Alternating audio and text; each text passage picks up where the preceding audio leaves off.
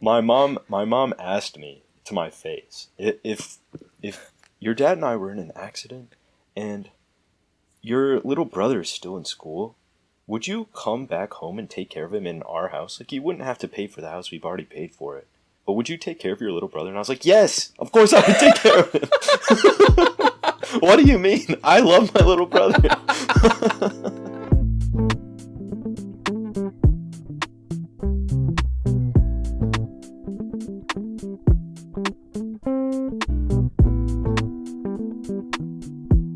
My father once told me that there's two facts in life: death and taxes.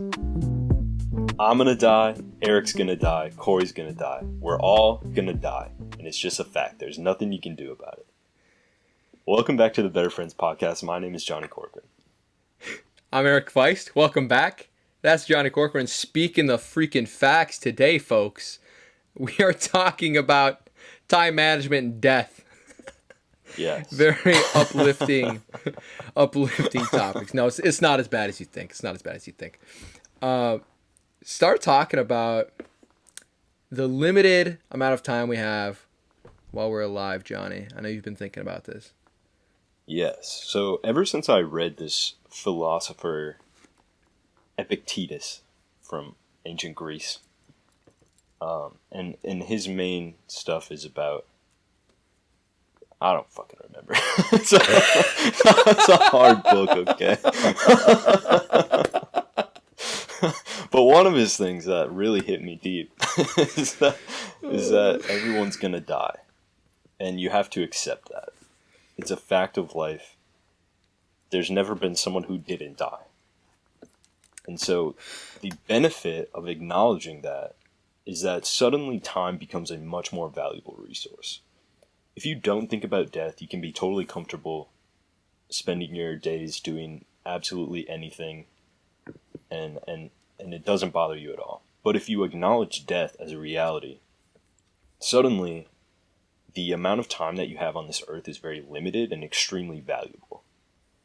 If you can spend your days in a much more fulfilling way, achieving your goals and doing the things that you want to do and getting the experiences that you want in life, when you don't know how long you're going to be here for, it really sets in this feeling of urgency of, I really need to do the things that I want to do or I might not get the chance. Yeah, it definitely does. It puts everything into perspective. Like you said, otherwise you just get caught up in the things that truly just don't matter in life. I think we both agree that, yeah, time is the most valuable thing. Once it's gone, and you can't get that back. Have you personally gotten to a point where you have truly acknowledged death? Have you had some kind of moment with that or experience? In a spiritual awakening? Another word? When I've acknowledged what? Sorry? When you've acknowledged death. Oh. I don't know for sure that it was exactly a spiritual awakening moment. It was more of like I had to really grind the gears and just think it through. Uh-huh. And I think it also gets easier the older you get because you can see the passage of time. And we don't feel like high schoolers anymore because we can see those people and go, wow, they look so young. And stupid. Right. I'm kidding. I find myself many a time lying awake at night when it's late and just, that thought goes through your mind of actually thinking about dying, and that is just it. I right now can't comprehend it. And I think a lot of people just run away from the thought because it's so uncomfy to think about. But I guess if you get to a point where you really acknowledge that and accept it, could really make a difference. Yeah, I think the way that I really approached the idea was sort of through an out to in. So my parents had been talking to me about they were getting their will done. So they were talking to lawyers and getting their will set up so that when they died, they would have everything sort of figured out already. And so it really made me acknowledge the fact that my parents are going to die. And actually, my mom asked me to my face, if your dad and I were in an accident and your little brother is still in school, would you come back home and take care of him in our house? Like, you wouldn't have to pay for the house. We've already paid for it. But would you take care of your little brother? And I was like, yes, of course I would take care of him. What do you mean? I love my little brother. Just no. Just you're actually that selfish. Sorry. No. But thinking of it that way of, okay, so my parents are gonna die. Like, they're not always gonna be here. Makes you value your time with your parents. But then that was sort of my way of thinking, like, okay, it's actually one of the things that really scares me is the absence of the people that you love in your life, because that's going to happen. People are going to die. It's very, I don't want to say very, but it's pretty unlikely that you would be the first to die, right? Out of everyone that you love. And definitely plenty of people have already experienced loss of loved ones. I think for me, I was just very young and I didn't know them that well. But if I think about, for example, if my dad died, I would just be devastated. Yeah. And so thinking about death in that sense of they're gonna die, I'm gonna die, and sort of acknowledging it in that sense, sort of from an out to in, and sort of kind of taking those baby steps of thinking about it, instead of just being like laying in your bed staring at the ceiling like, wonder if this is what death is like.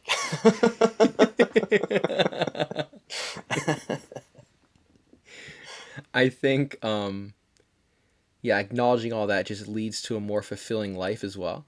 Because like we talked about, and with Angie Costella and all that, being yourself, how important it is to be yourself, because why would you live life being someone else or not taking advantage of all these amazing opportunities that are right before you? I know we were talking about there's certain times in your life where you are closer with your best friends than you will ever be. Like, nothing will ever be the same as it is right now. And so taking advantage of that time while you have it with your loved ones, because even just not in a death sense, you only have so much time of what is actually happening right now, and it's an amazing opportunity to take advantage of it. And so with that, not wasting time. And how do you feel about wasting time? I know you love to watch TV, don't you, Johnny? So I'm not much of a TV watcher, but I do watch a lot of YouTube, and I also read a lot. And not the kind of reading that is expanding your knowledge, more of reading for fun. Like fantasy stories or things along those lines where you're reading about stories and not really about nonfiction or improving things. It's more of like just I am interested in character development and that sort of fun plot line. And I struggle with that sometimes and feeling that I'm wasting time by doing that, because I can easily sink several hours in a YouTube binge or in a reading binge and not accomplish anything else for the rest of the day. Yeah. But I'm curious, do you ever feel that you're wasting time? Is that even a concept that you acknowledge? Man, that's something I think about every day, and I get anxious about it. I get worried about it, because I'll catch myself and I'll be like, wow, life is so valuable and time is so valuable. And especially if like you're listening to, I don't know, like Gary Vee or Tony Robbins or some of these big people talking like in like motivational videos and stuff. I'm into that. It's like The Rock pounding some weights, it just gets you hyped.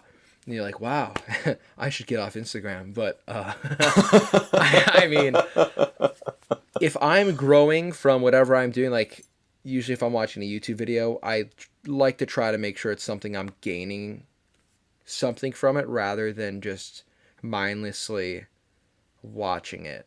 If it's not something I can apply to myself or, I don't know, improve my life in some way, it's probably wasting time. Like, even if I'm just chilling with a friend, though, like a loved one, and we were watching something that wasn't like making me grow, I guess that wouldn't be wasted time.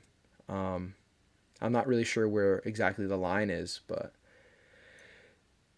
there's definitely like there's I think everyone has more time in their day than they think they do. I know I do. So when I say I don't have time, like when I was late today, I mean probably had time to do stuff, but didn't make time for it. So um, why don't you talk about it and then making a schedule, because I think we talked about how making a schedule can help with that.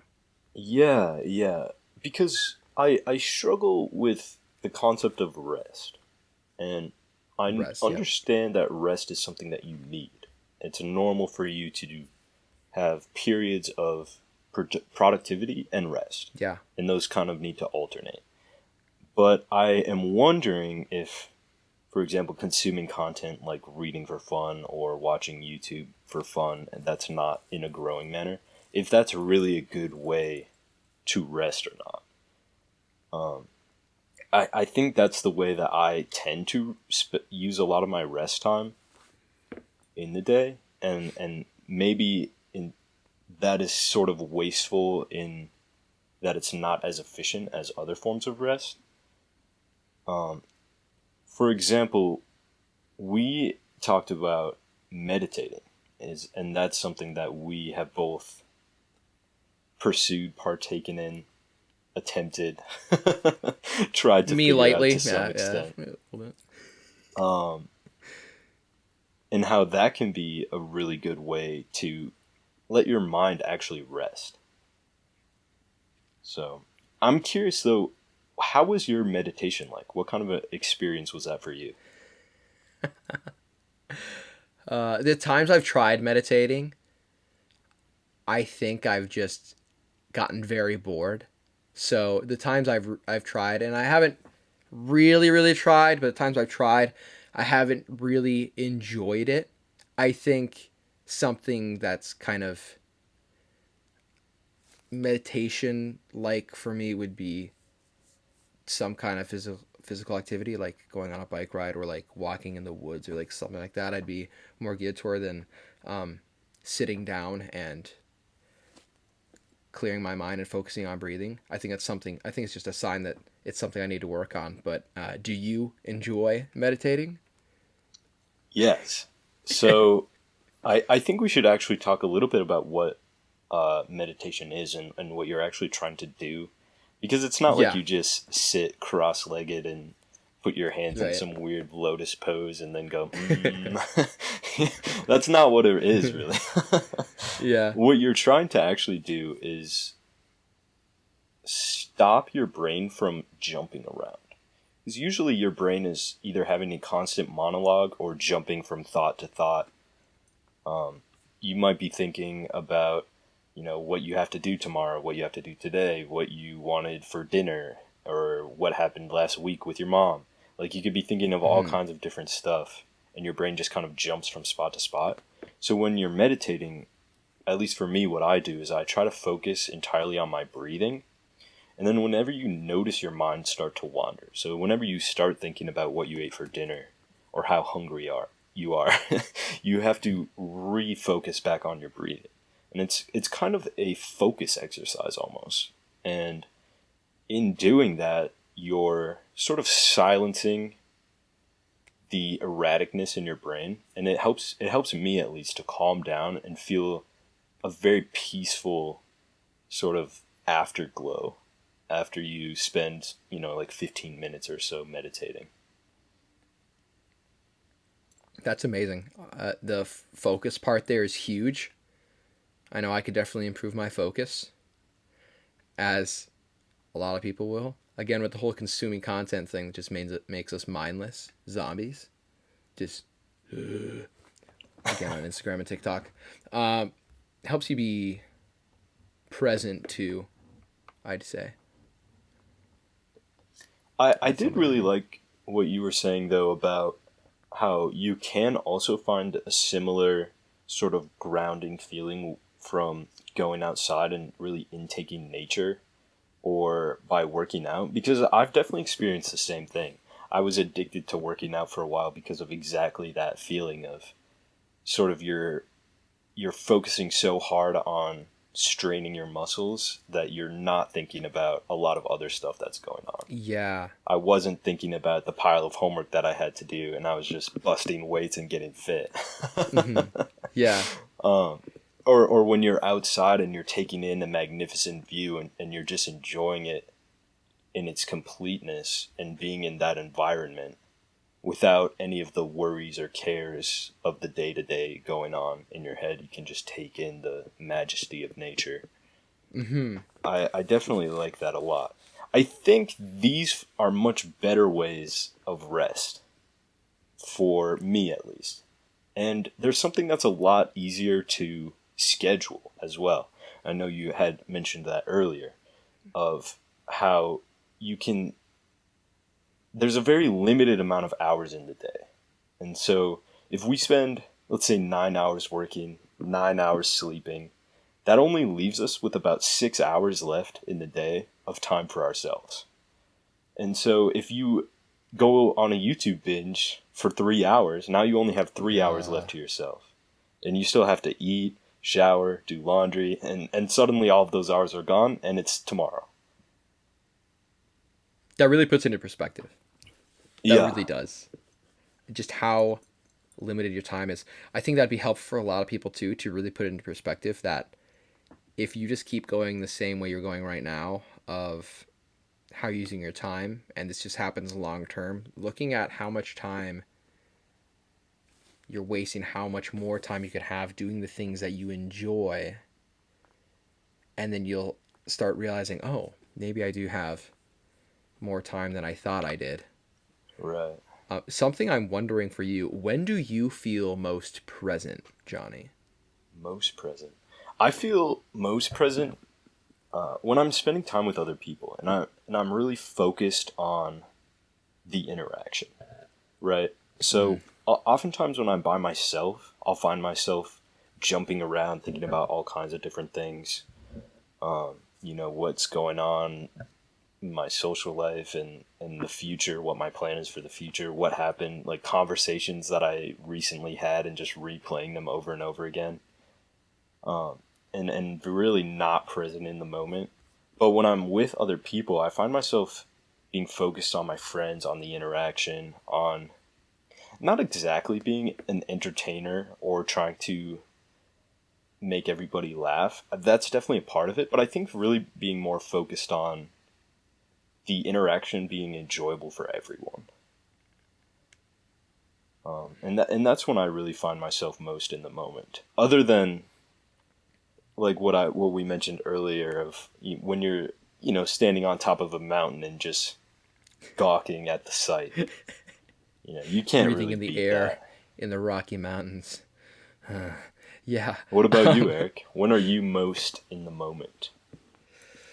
Ooh, man, that's tough because there's honestly not a lot of times I'm in the moment. That's something I've been really trying to get a hold of for a long time.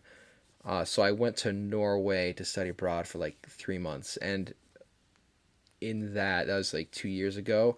That's when I first really started to feel present, because one of my goals there, I would journal every day, and I was trying to really take everything in, because I didn't want to waste the opportunity by being kind of just mindlessly there. I wanted to actually take it in presently. And so I think when I'm in nature, when I'm with my best friends and just, yeah, really trying to focus on interaction. I mean, I don't know, working on it. I don't have a good answer for that one, but it's mostly when I'm nature, I'd say.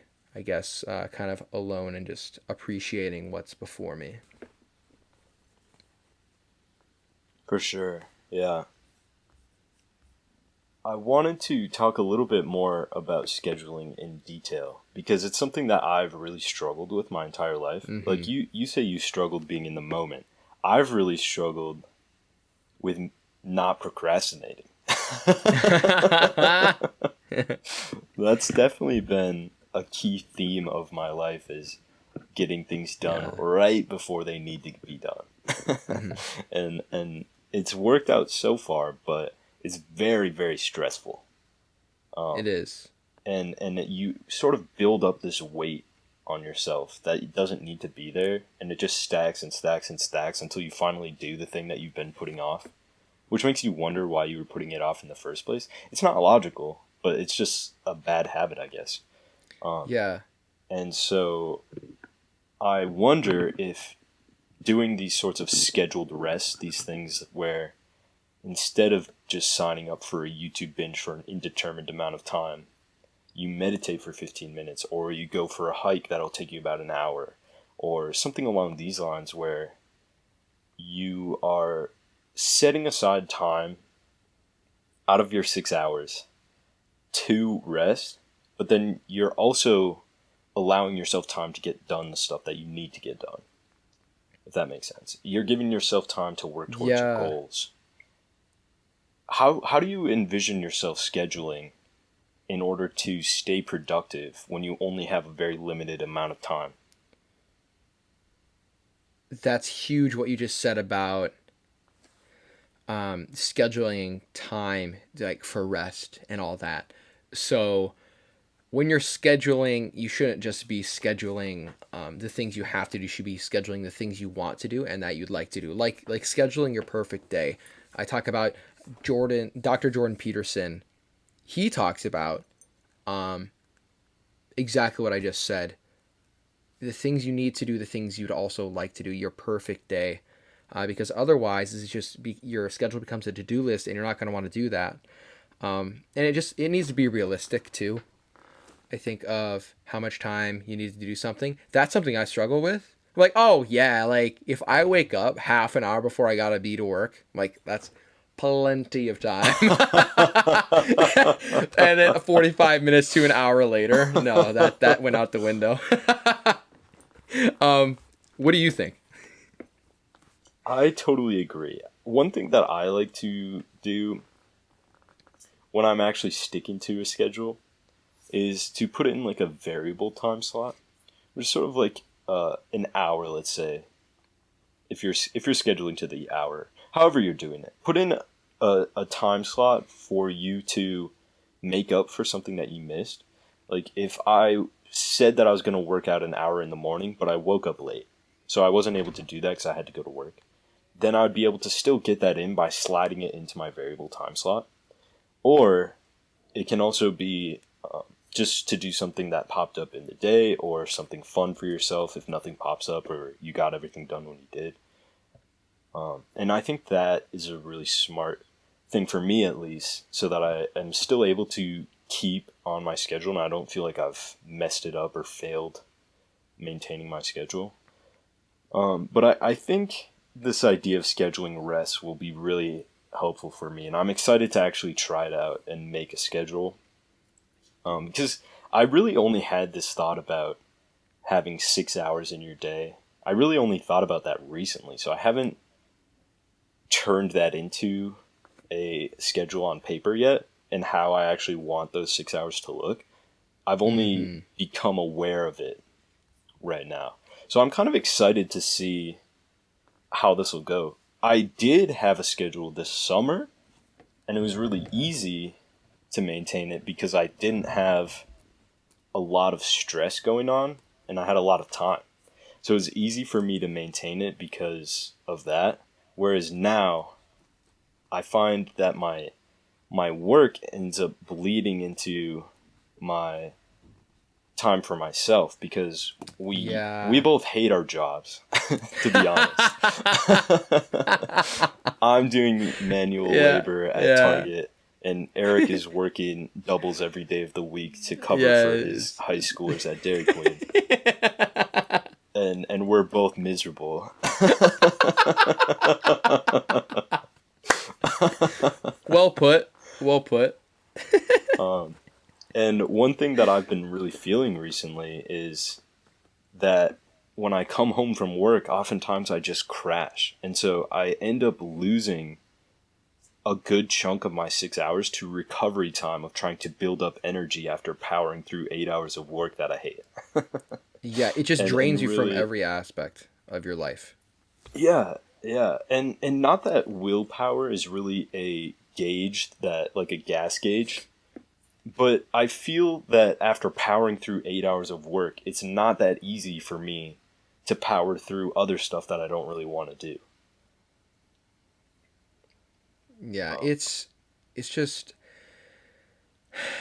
I don't know, man. It's, when we're doing this podcast and we talk about this, like, we love doing this podcast and creating, and we're happiest when we're with our friends and we're doing something like this that we enjoy, and that just fuels every other part of our lives. I think just makes us better people. But I've been struggling too over the past month or two, especially, really finally getting bogged down and burnt out with work, and it just makes me a hateful human being.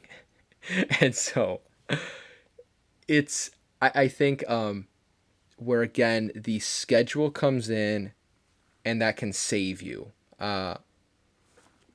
because if you put in the time, even if you just write it down in that schedule, even just writing it down makes it more possible to happen. What, you're 40% more likely to achieve your goals if you write it down? It's something like that, some statistic. I believe that also applies to your schedule. If you just write it down, I mean, you're more likely to make it happen, even if you don't follow through with that. It's at least something to aim for, because if you don't have an aim, throw back to the first episode. What are you doing? So yeah, that's something I'm going to really try to do, just to really utilize the schedule, because eventually I'm just going to become a hateful old man. Jaded, bitter. Yeah, let's come back next week with schedules.